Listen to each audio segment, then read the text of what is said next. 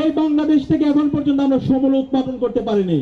এই দিল্লির দালালদের বিরুদ্ধে কথা বলতে গিয়ে, আগ্রাসনের বিরুদ্ধে, আধিপত্যবাদের বিরুদ্ধে কথা বলতে গিয়ে আমাদের ভাই শরীফ ওসমান হাদিকে এই দিল্লির দালালরা এবং পতিত ফ্যাসিস্টরা তারা আমাদের শহীদ ওসমান ভাইকে শহীদ করেছে।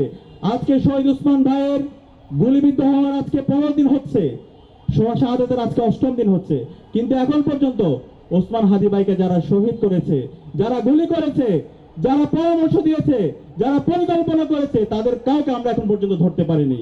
আমরা আজকে অন্তর্বর্তীকালীন সরকারকে বলতে চাই, আপনাদেরকে শহীদদের রক্তের উপর আমরা আপনাদেরকে ক্ষমতায় বসিয়েছিলাম, কিন্তু আজকে 16 মাস জুড়ে আমরা যে প্রত্যাশা নিয়ে আপনাদেরকে ক্ষমতায় বসিয়েছিলাম, সেই ক্ষমতা বসানোর আমাদের যে প্রত্যাশা ছিল, শহীদদের যে প্রত্যাশা ছিল, সেই প্রত্যাশা আপনারা পূরণ করতে পারেননি, আপনারা ব্যর্থ হয়েছেন।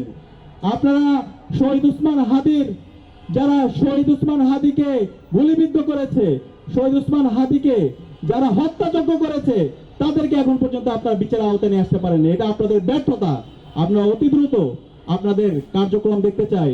এই শহীদ ওসমান হাদি থেকে শুরু করে বিগত ফ্যাসিবাদী আমলে গণহত্যা এবং শিশু হত্যার সাথে যারা জড়িত ছিল, শহীদ মনসুরকে যারা শহীদ করেছে, এই স্বাধীন বাংলাদেশে সকল গণহত্যাকারী এবং শিশু হত্যাকারীদেরকে বিচারের আওতায় নিয়ে আসতে হবে এবং